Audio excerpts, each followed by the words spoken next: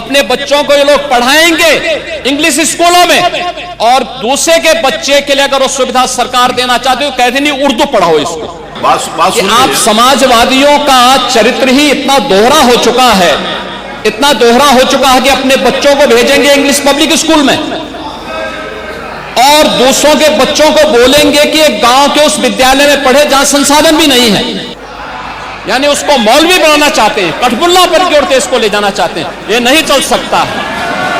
उत्तर प्रदेश विधानसभा के बजट सत्र के पहले दिन सीएम योगी आदित्यनाथ ने विपक्ष पर जोरदार हमला बोला। विधानसभा में नेताओं को क्षेत्रीय भाषाओं में अपनी बात रखने के मामले पर समाजवादी पार्टी की ओर से सवाल खड़ा किया गया, जिसके बाद नेता प्रतिपक्ष माता प्रसाद पांडे ने इस मामले में सवाल खड़ा करते हुए विधानसभा अध्यक्ष से अंग्रेजी की जगह उर्दू को सदन की भाषा के रूप में शामिल करने की बात कही। इस पर सीएम योगी आदित्यनाथ भड़क गए।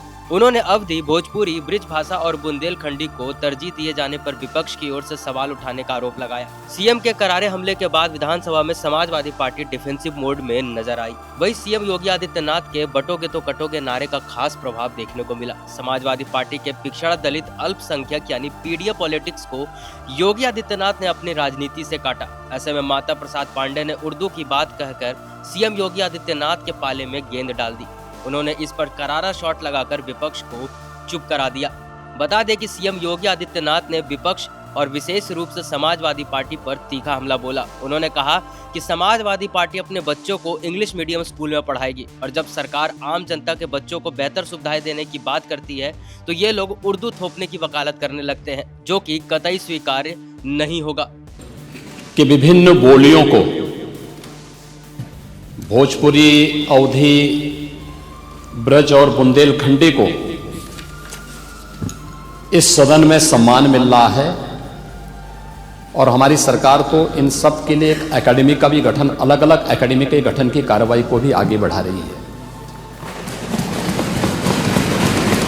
ये सभी हिंदी की उपभाषाएं हैं, यानी हिंदी की बेटियां हैं। भाषा की समृद्धि के आधार है। आम जन का प्रतिनिधित्व करने वाले माननीय सदस्य समाज के विभिन्न तबके से आए हैं। अंतिम पायदान पर बैठे हुए व्यक्ति की आवाज को भी इस सदन में मुखरता मिले, इसके लिए अगर किसी को हिंदी में वह धारा प्रवाह नहीं बोल सकता तो उसको भोजपुरी में भी अपनी बात को रखने का अधिकार मिलना चाहिए। अवधी में, ब्रज में या बुंदेलखंडी में उसको रखने का अधिकार मिलना चाहिए। ये कौन सी बात हो गई कि भोजपुरी में ना बोले, अवधी में ना बोले, इसका विरोध अंग्रेजी का, बुंदेलखंडी में ना बोले और उर्दू क्या वकालत कर रहे हैं। अपने बच्चों को ये लोग पढ़ाएंगे इंग्लिश स्कूलों में और दूसरे के बच्चे के लिए अगर वो सुविधा सरकार देना चाहती है तो कहते नहीं उर्दू पढ़ाओ इसको, यानी उसको मौलवी बनाना चाहते हैं, कठपुल्ला पर की ओर देश को ले जाना चाहते हैं। ये नहीं चल सकता है। सीएम योगी ने कहा कि हमारी सरकार भोजपुरी, अवधी, ब्रज और बुंदेलखंडी को बढ़ावा देने के लिए प्रतिबद्ध है।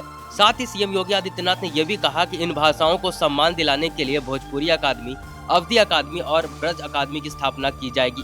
यह हमारी जिम्मेदारी है कि हम अपनी मातृभाषाओं को सहेजें और उन्हें आगे बढ़ाएं। विपक्ष का यह विरोध बताता है कि वे न केवल विकास के विरोधी हैं बल्कि हमारी संस्कृति के भी विरोधी हैं। सीएम योगी आदित्यनाथ ने बड़े वर्ग के लिए काम करने से खुद को जोड़ते हुए कहा कि विपक्ष के लोग अपने बच्चों को इंग्लिश मीडियम स्कूल में पढ़ाएंगे। दूसरे के बच्चे के लिए अगर वह सुविधा सरकार देना चाहती है तो वे कहते हैं कि नहीं, उर्दू पढ़ाओ इसको, यानी ये बच्चों को मौलवी बनाना चाहते हैं, जो कि नहीं चल सकता है। उन्होंने तंज कसते हुए कहा कि समाजवादी पार्टी का यह दोहरा रवैया जनता को समझ में आ रहा है, उन्हें समाज के सामने एक्सपोज किया जाना चाहिए। साथ ही योगी आदित्यनाथ ने स्थानीय बोलियों यानी भोजपुरी, अवधी, ब्रज और बुंदेलखंडी को विधानसभा की कार्यवाही में स्थान देने के फैसले का स्वागत किया। उन्होंने कहा कि इन बोलियों को हिंदी की उपभाषाएं मानते हुए सरकार इसके संरक्षण और संवर्धन के लिए प्रतिबद्ध है। सीएम योगी आदित्यनाथ ने कहा कि हमारी सरकार इन भाषाओं के लिए अलग अलग अकादमियों का गठन कर रही है ताकि ये समृद्ध हो। ये हिंदी भाषाओं की बेटियां हैं और इन्हें उचित सम्मान मिलना चाहिए। इस वीडियो में फिलहाल इतना ही। ऐसे ही खबरों से लगातार अपडेट रहने के लिए बने रहें IBC 24 UP UK के साथ। नमस्कार।